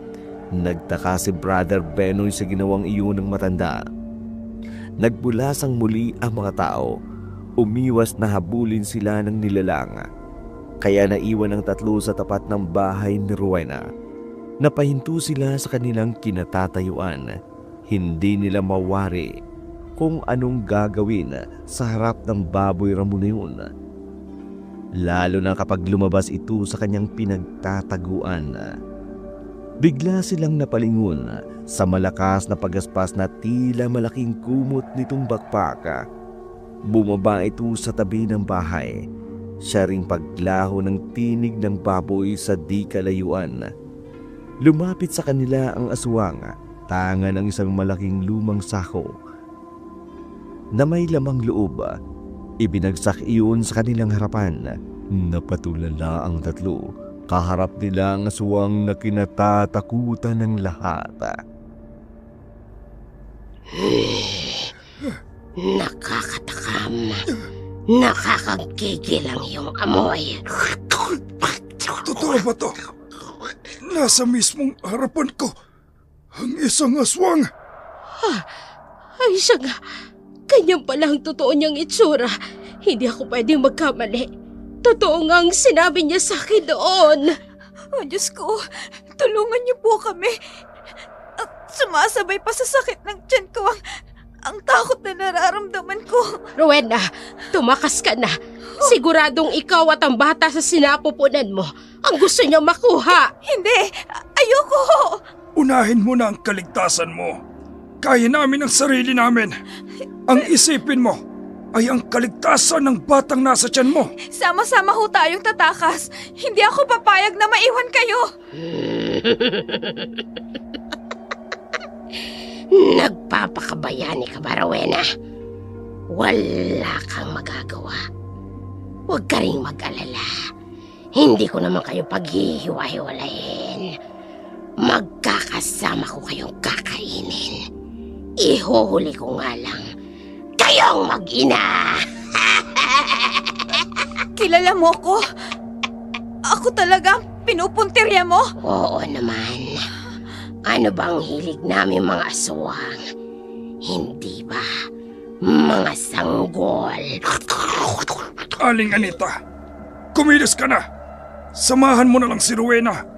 Kailangan nating masiguro ang kanyang kaligtasan. Ako? Pwede bang wag ako? Hindi ko siya magagawang iligtas. Ano bang sinasabi nyo? Ilalayo mo lang naman siya rito. Siguradong pauwi na rin si Dario. Sasaklolohan niya ako dito. Siguruhin mo lang na ligtas si Rowena bago man lang makabalik si Dario. Anong sabi mo?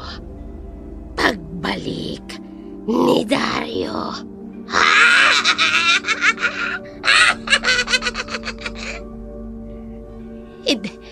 Hindi ko pwedeng gawin yon.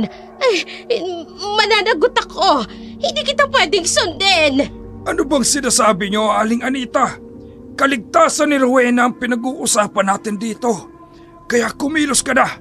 Gawin mo sinasabi ko. Hindi nga pwede. Ako naman ang mananagot sa anak ko. Ayoko nang madamay pa ako sa inyo. Diyan na nga kayo. Aray, ang tiyan ko. Ang sakit. Nahihirapan akong makatayo at makakilos. Aling Anita, saan ka pupunta? Magaling. Masunurin ka talaga. Ngayon, uunahin ko muna ang lalaki. Halika! Bitawan mo ako! Brother Binoy! Mag-iingat ka! Diyos ko, nasan ka na ba, Dario? Iligtas mo kaming lahat! Sandali! Ang mukhang ito. Kilala ko na ang aswang. Mahigpit ang pagkakahawak ni Magda sa misyonaryo. Kitang-kita nito ang malapitan. Ang pamilyar na mukha nito, hindi siya makapaniwala. Ang nakatatakot na mukha nito ay ang dalagang pinagbalaan lang niya noon. Hindi pa nga siya nagkamali. Si Magda'y nakialam na sa mga gamit niya. Ang aswang ay nanggugulo na ngayon sa Sitio Bulao. Nagpupumigla si Brother Benoy mula sa pagkakahawak ng aswang. Kahit man isa siyang misyonaryo, marami pa rin siyang alam tungkol sa mga aswang. Isa siyang dating apprentice ng albularyo. Kaya sinabuyan niya ng asin at suka ang mukha nito bago siya mabitawan ng aswang. Nagawa nitong kalmutin ang kanang braso nito. Walang iya ka. Misyonero ka. Sinunog mo ang mukha ko! Nakakainis. Nabitawan nga niya ako. Sinaktan niya naman ang braso ko. Brother Binoy, ayos ka lang ba? Oh, Diyos ko, ang daming dugong umaagos sa braso mo. Tulungan niyo kami! Kung sino mang nakakarinig sa amin, tulong! Huwag ka na magtawag. Kahit anong tawag mo sa kanila, walang gusto tumulong. Ngayon ko lang nauunawaan ang lahat. Ano ang ibig niyong sabihin? Bakit? Plinanong lahat ng aswang na ito pagsugod sa'yo. Kaya pala una pa lang, kakaiba na ang kilos ni Aling Anita. Wala talaga siyang balak na tulungan ka. Parte lang ito ng kanilang patibong. Ang aswang. Mag-iingat ka. Si Magda yan. Ano ho? Si Magda? Paano ho siyang naging aswang? Ano ang nangyari? Talagang kinagalit mo ko. Uubusin ko na kayo. Tulad ng ginawa ko sa maglola. Uubusin ko ang lahi ng mga taong inabuso ang kabaitan ko. Teka, ano bang sinasabi niya? Sinong maglola? Naguguluhan ako. Ano ba talagang nangyayari, Brother Binoy? Mata ko, masakit. Maptiri na mukha ko. Handa kang malaman ang katotohanan, Rowena. Kanina pa ako kinukutuban ng masama sa sakong binagsak niya mula pa nang dumating siya. Kung pinagbastan mo ang paligid doon, makikita mong sariwan dugong umaagos mula ron. May hinala ako na hindi na tayo masasaklolohan pa ni Dario. Huwag niyo ho akong pakabayin ng ganito. Hindi pa nga ako makakilos ng mabuti sa kinalalagyan ko. Pinapalala niyo na ho at natatakot na po ako. Brother Binoy, linawin mong lahat ang sinasabi mo. Sa kahit anumang paraan, pilitin mong makalayo. Ako mismo ang gagawa ng paraan para matapos ang kasamaan ng aswang na yan. Wala akong kasiguraduhan sa gagawin kong pagtugi sa kanya. Kaya ipangako mo sa akin, magpapakatatag ka.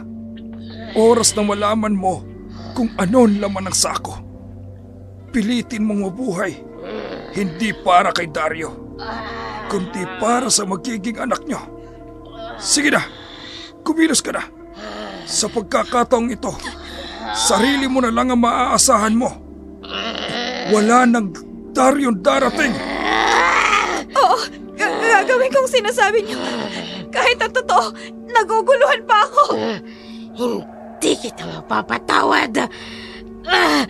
Napuruan mo ang mukha ko. Hoy, aswang! Pabayaan mo na si Rowena. Huwag mo na siyang idamay. Nakapaghiganti ka na sa ginawa mo kay Dario at sa lola niya. Kaya lubayan mo na si Rowena.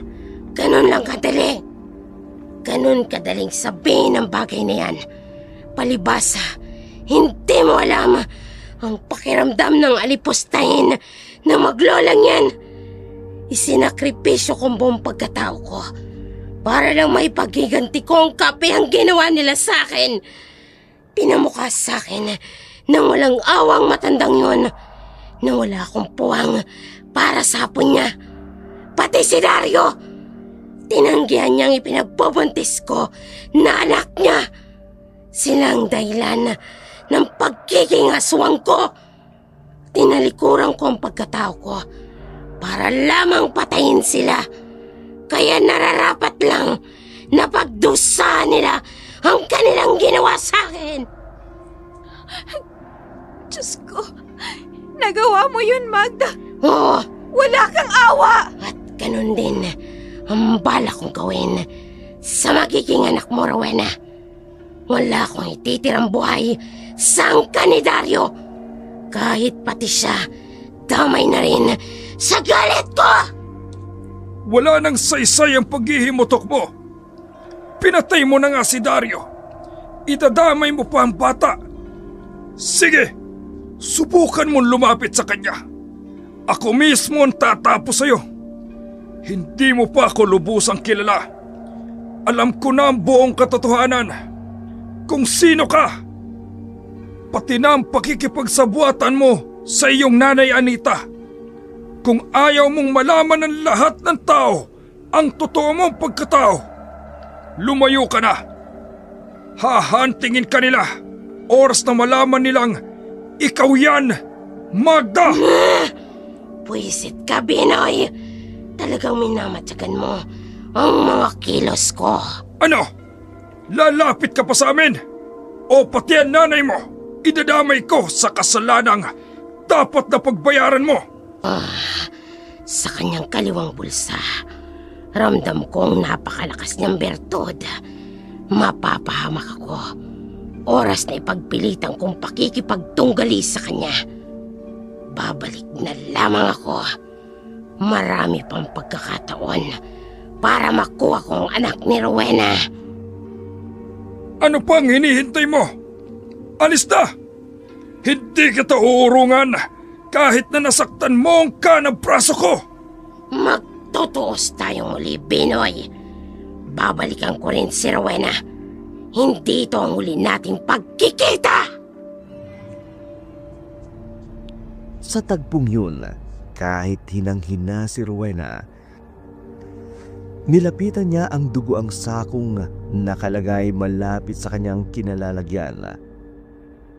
Magkatulungan nilang binuksan ni Benoy ang nakataling sako habang tinatanggal ni Rowena ang tali. Walang tigil ang kanyang pag-iyak. Sa bungad pa lang ng sako, kita niya na ang pamilya nitong suot na damit, maging ang hugis na katawan nitong nakabaluktot sa loob ng sako. Nang tuluyang mabuksan ang tali, tumambad sa kanyang harapan ang kalunos-lunos na kalagayan ng kanyang asawa. Wala nang nagawa si Magda, kundi ang maglupasay sa pag-iyak sa harap ng bangkay ng kanyang asawa. Hindi siya makapaniwala. Magkaaway pa silang nagkahiwalay ng gabing yun, at ngayon, isa na itong malamig na bangkay. Hindi na nila magawa pang magkaayos. Sising-sisi si Rowena sa pagpayag niyang pag-uwi nila ni Dario sa lugar niyon, ang inaakala niyang magandang kinabukasan nila sa tahimik na probinsya. Isa palang bangungot. Hindi ito ang pinangarap niya para sa kanila mag-ina. Samantala, si Anita, pinuntahan ni Benoy sa bahay nitong tinutuluyan. Wala na ang matanda. Alam na nito na marahil pinanghihinalaan na siya ng misyonero. Si Rowena naman, agad na pinalibing ang asawa. Nagdesisyong magbalik na sa Maynila para makapagbagong buhay. Pinalaking mag-isa ang anak nila ni Dario. Simula noon, hindi na siya naganapan ng bagong mapapangasawa. Ang naranasan niyang pangangalunya nito ay nagsilbing aral sa kanya na huwag basta magtitiwala. Si Brother Benoy naman, ipinagpatuloy ang pagmimisyon sa Sitio Bulao, kasabay ng pagbabantay sa muling pagbabalik ni Magda, na hanggang sa kasalukuyan walang nakakaalam kung saan napunta ang mag-ina.